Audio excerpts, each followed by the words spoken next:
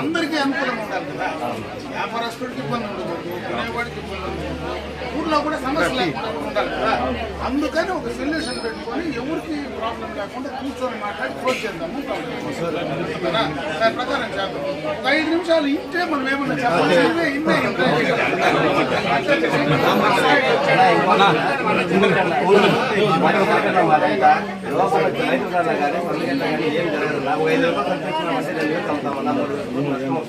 Road పక్కన అయితే కదా గోడకి ఆడుకుంటాం, ట్రాఫిక్ ఇబ్బంది లేకుండా మేము సైడ్ నుంచి చెప్పేది నువ్వు ఏ సరికైనా కొనేవాడు రావాలి కదా. నువ్వు ఏడుంటే ఆడికి రావాల్సిందే కదా. ఒక నిమిషం, నువ్వు ఏడున్నా నువ్వు గోడ కాడు ఉంటావు, గోడ అనుకుంటావు, గోడ మీద ఉంటావు, ఖచ్చితంగా కొనాలి కదా. నేనేం చెప్తానంటే నీకు సరుకు అమ్మడానికి పచ్చి సరుకు తెచ్చుకొని నీకు ఇబ్బంది కలిగించడానికి వీల్లేదు. నేను ఉంటా మీతో కూడా, ఏం టెన్షన్ పడతాను. అట్లనే నా పచ్చి సరుకు ఏండే అమ్ముతుంది, నేను ఏడైతే అమ్మగలను లోపల ఇంకో చోట అమ్మలేనని చెప్పడం కూడా కరెక్ట్ కాదు కదా. వాస్తవం అర్థమవుతుంది. నీకు ఆ ఇబ్బంది లేకుండా నీ సరుకు నీ వ్యాపారానికి ఇబ్బంది లేకుండా చేసే పూచి నాది. వదిలేదు సరేనా?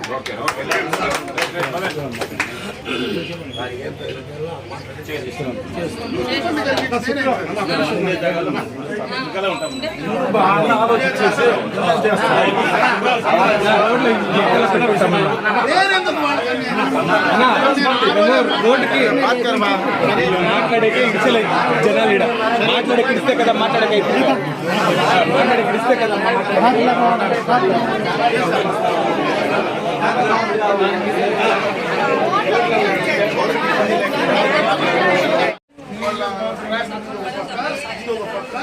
అట్లని మీరు ఒక చోట మాట్లాడితే ఆ వ్యాపారస్తులకు కూడా నష్టం కాదు కదా. ఇప్పుడు మా గేట్ ఎత్తున్నాడు అర్థమేనా?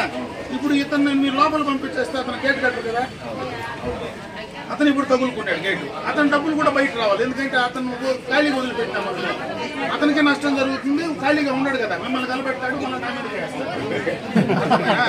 అన్ని సిస్టమ్ అంతా ఉండే లింక్ అయిపోయింది. అందువల్ల నేనేం చెప్తానంటే 10 రూపాయలు వ్యాపారస్తులకు మిగులుతుంది.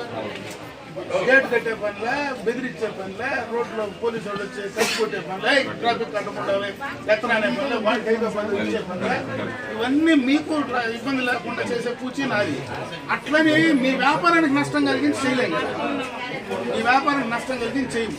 కాబట్టి అది ఒకసారి అందరినీ కూర్చొని పెట్టుకొని మీ వాళ్ళు ఎవరో 2 3 పెద్ద మనుషులు డిసైడ్ చేసుకోండి. ఇంతమంది వస్తే నేను అసలు మాట్లాడలేను కూడా, అర్థం కూడా కాదు కదా. మీరు 4 5 మా వాళ్ళు వస్తే ఎంతమందికి మా రిప్రజెంటేషన్ ఇది మాట్లాడుకోండి. అర్థమవుతుందా? వాళ్ళని పిలిచి, కమిషన్ పిలిచి, పోలీసు వాళ్ళు పిలిచి, అవసరం వస్తే నేనే మార్కెట్ కాడికి వస్తా, క్లోజ్ చేయాలి. మీరు కూర్చొని మాట్లాడుకోండి.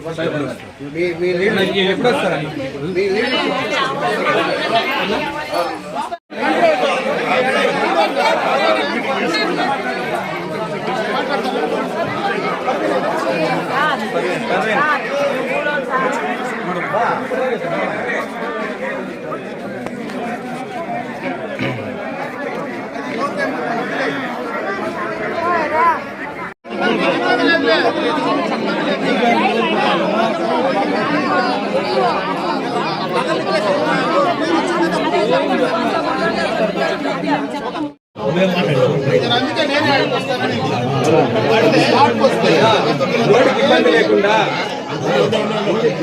First priority కొనేవాడు, అమ్మేవాడు. అర్థమైనా? దాని తర్వాతనే మున్సిపాలిటీనా, పోలీసా, ఇంకోడా ఆ రెండింటికి నష్టం కాకుండా నేను చూసుకుంటానని చెప్పిన. నువ్వు నాకు ఇదే కావాలా నువ్వు చెప్పేదాన్ని, వాడికి బొమ్మను వాడు చెప్పేదాన్ని. అర్థమవుతుందా? కొనేవాడు, అమ్మేవాడు, నీ వ్యాపారానికి ఇబ్బంది లేకుండా, కొనేవాడికి సమస్య లేకుండా చేయడం అనేది ధర్మం.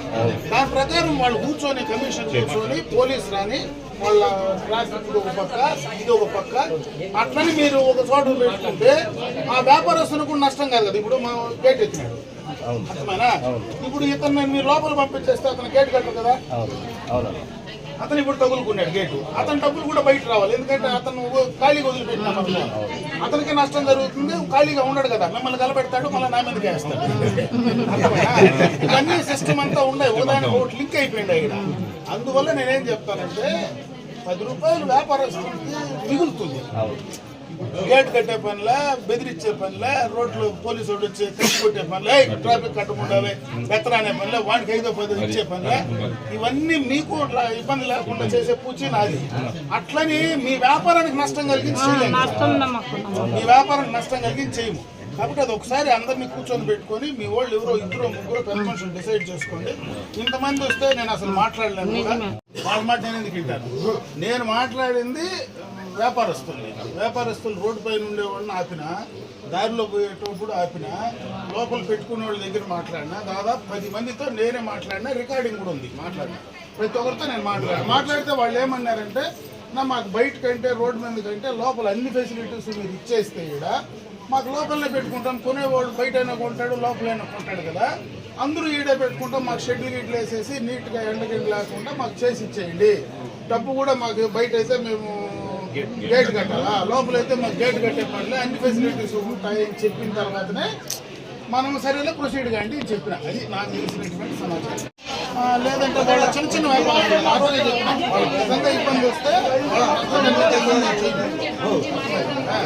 డిపార్ట్మెంట్తో మాట్లాడుతాను, ఇబ్బంది లేకుండా చేస్తాను. ఆడ మీకు ఇబ్బంది, వ్యాపారస్తులకు ఇబ్బంది ఉండకూడదు, రానా మీకు వ్యాపారస్తులకు ఇబ్బంది ఉండకూడదు, కొనేవాడికి ఇబ్బంది ఉండకూడదు. అట్లనే మీరెవరున్న దాంట్లో తగులుకొని డబ్బులు పోగొట్టుకునే పని నేను చేయించను. దాన్ని ఏం చేయాలనో అది కూడా కంప్లీట్ చేసి మీకు ఇబ్బంది లేకుండా చేస్తాను. అందరికీ అనుకూలంగా ఉండాలి కదా, వ్యాపారస్తుడికి ఇబ్బంది ఉండకూడదు, కొనేవాడికి ఇబ్బంది ఉండకూడదు, ఊర్లో కూడా సమస్య లేకుండా కూడా ఉండాలి కదా. అందుకని ఒక సొల్యూషన్ పెట్టుకొని ఎవరికి ప్రాబ్లం లేకుండా కూర్చొని మాట్లాడి క్లోజ్ చేద్దాము ప్రాబ్లం. దాని ప్రకారం చేద్దాం. ఒక 5 నిమిషాలు ఇంటే మనం ఏమన్నా చెప్పాలి.